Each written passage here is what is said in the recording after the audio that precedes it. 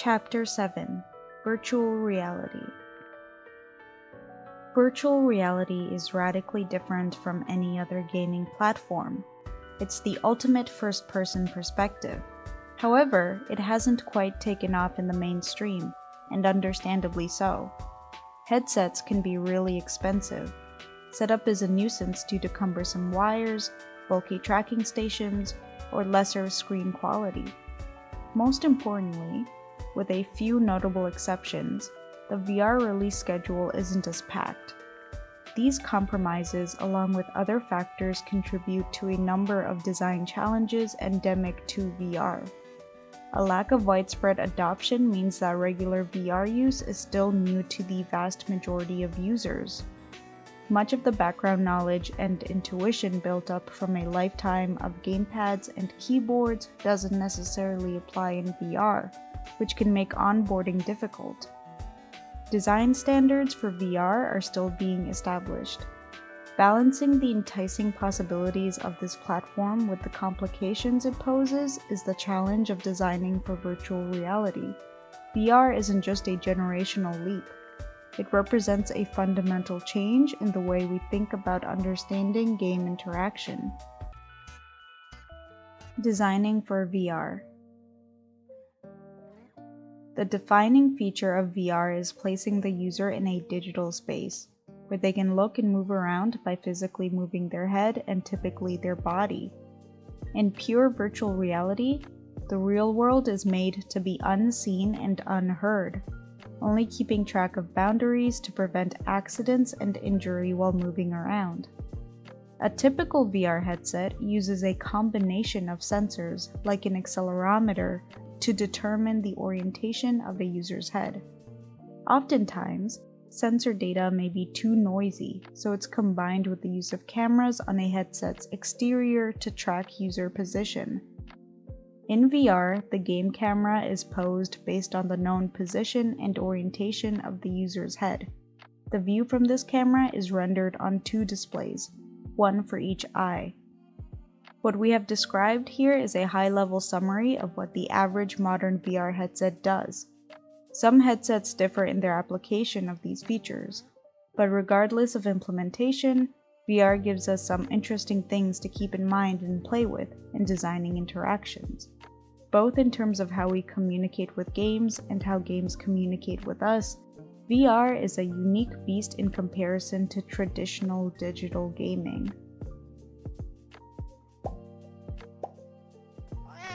Inside virtual reality, the real world disappears. VR headsets block out light so as to not affect the visuals, but also to minimize distraction. If given the chance, players can appreciate much smaller details in their environment, holding an object up to their face or crouching in a corner to examine some curiosity on the ground.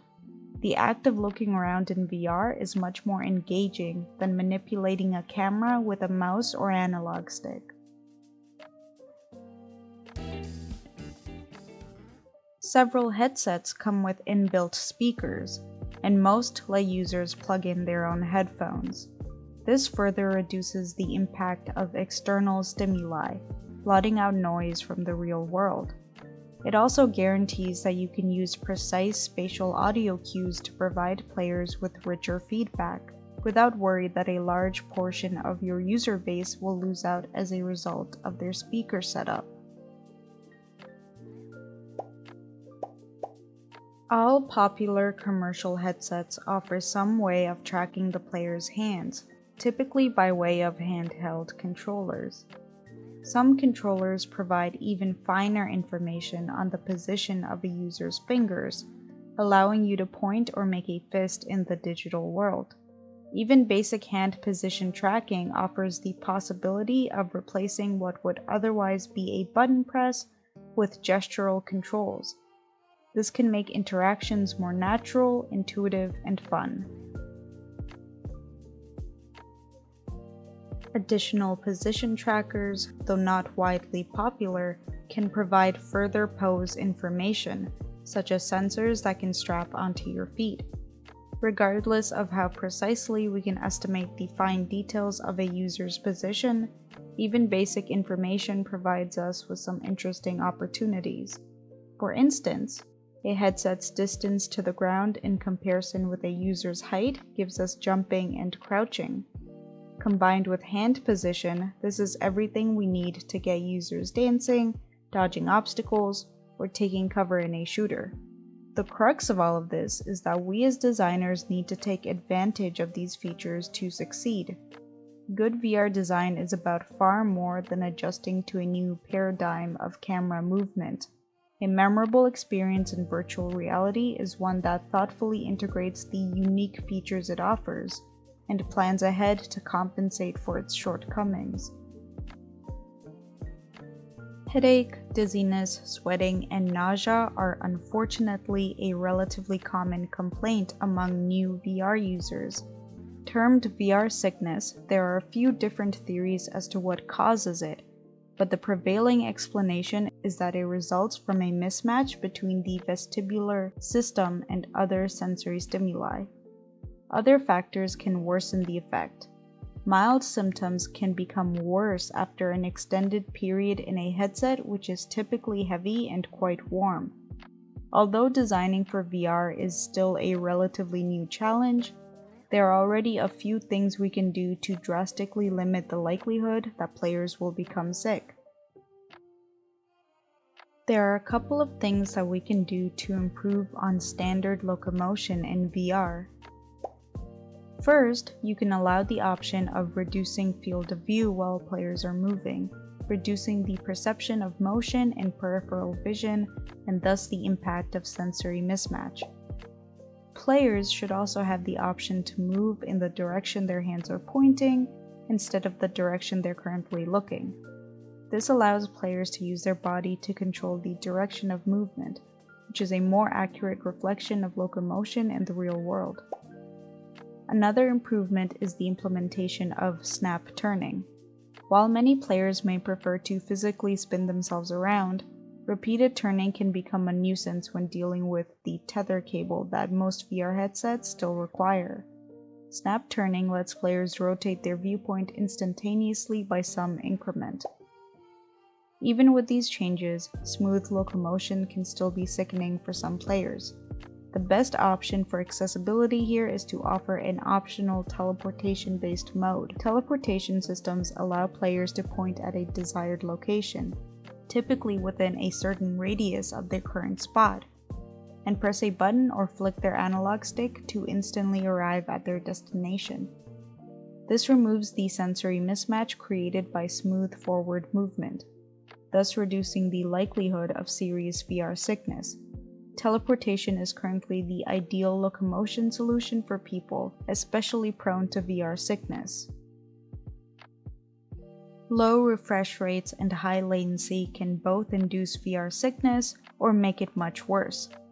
Most commercial headsets offer a fairly high refresh rate.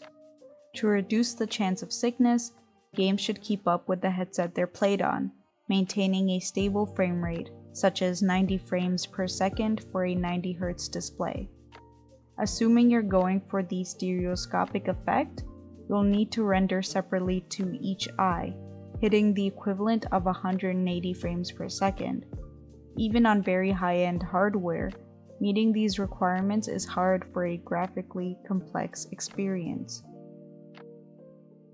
Another source of sensory mismatch comes from how a game handles its camera. In VR, yanking control of a player's viewpoint away from them, especially unannounced, is a recipe for disaster. If you need to move the player, you should prompt players to move themselves, either with explicit instruction or by providing a point of interest at the desired location with sound or visual effects. For a complete scene change, you should never cut unannounced, as a jarring change in viewpoint which isn't controlled by the player can be uncomfortable. Instead, prefer a fade to a neutral color, like gray or black, before fading back to a new location or viewpoint. Putting the real in reality. To make a more captivating creation with some longevity, we cannot rely on the novelty of VR alone. A VR headset by its very nature promotes total immersion, but making players feel fully present in a game's world is more complicated than just wearing that headset. Gestural controls are always a fun gimmick, but making an interaction feel satisfying is more complicated than taking a problem and throwing motion sensors at it. Interaction design in VR demands additional considerations for the unique opportunities it offers, particularly in terms of control design. In creating entirely new experiences for VR or adapting our existing ideas, three main factors can help to shape our understanding of how players should interact with the digital world: intuition, tangibility, and the novelty factor. Intuition is our ability to understand something without having to spend time reasoning about it. Something is intuitive if we can use it without getting instructions or having to think about it very much. The design principle of affordance, discussed in Chapter 5, is essentially an ethos of capitalizing on intuition.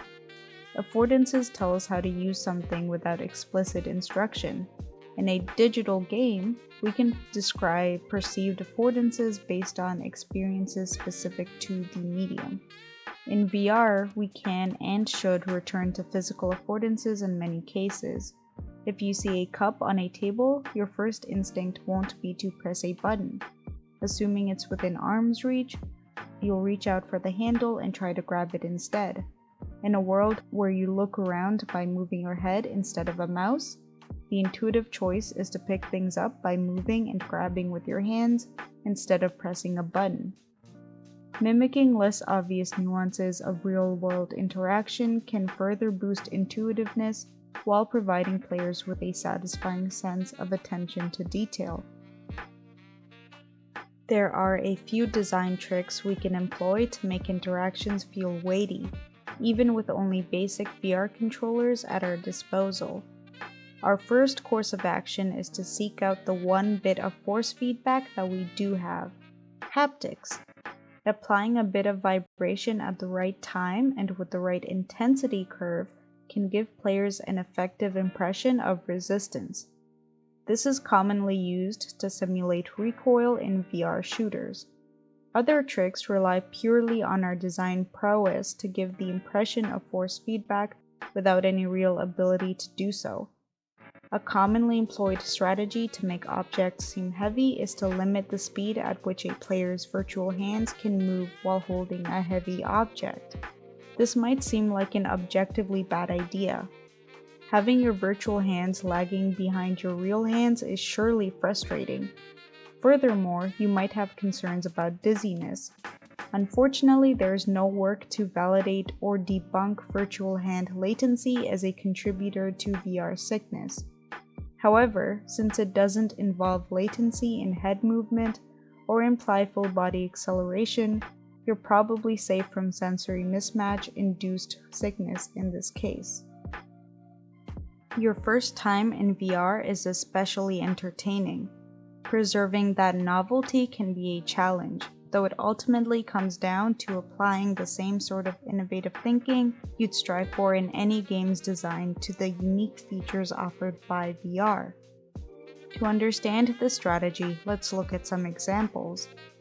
Half-Life Alyx uses a radial menu activated with a touchpad and a flick of the wrist to switch between the available weapons and tools, while grenades and ammunition are stashed on the player's body. Skyrim VR makes you pause the game and scroll through a menu to switch weapons, while sheathing is mapped to a button press. This is a direct mapping of what you'd expect from a console game, failing to have any semblance of the novelty that can make VR interactions particularly fun and engaging. Now we'll look at how a VR game can communicate effectively with players.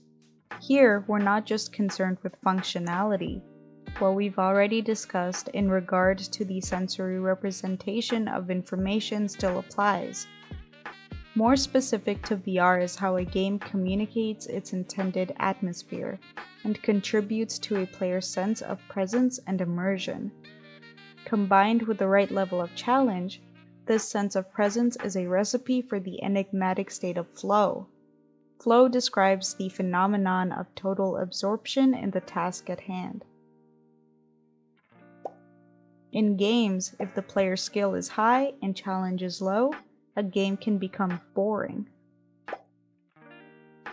If a challenge outpaces a player's skill, a game can become frustrating. Flow is achieved when the challenge offered by a game matches perfectly with a player's skill level, and the player is able to focus completely on play.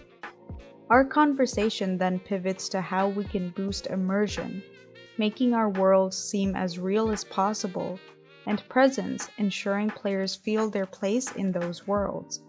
There are a few general tactics we can identify in service to this goal.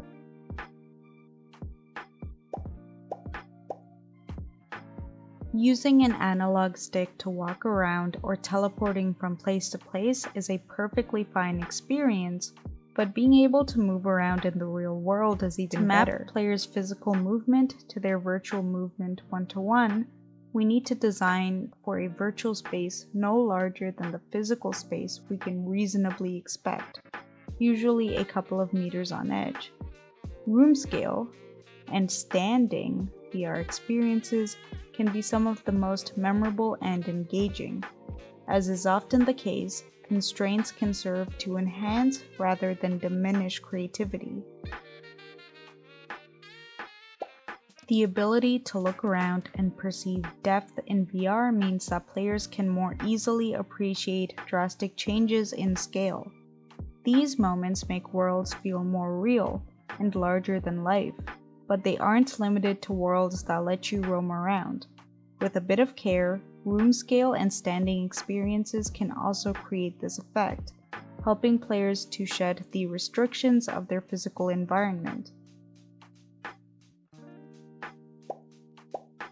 On other platforms, the typical always-on method of communication is the heads-up display, pasted in screen space as a constant overlay of helpful information. In VR, the usual approach of pinning bits of information to the edges of the screen is undesirable as it can cause discomfort. The most common way to adapt any screen space interface to VR is to display it in room space or player space, fixed in position relative to where a player is standing or the center of their physical space. In spite of its drawbacks, the promise of virtual reality is still ever so alluring. The platform may be imperfect and incomplete for the time being, but the challenges it presents should serve to embolden our creativity as game designers.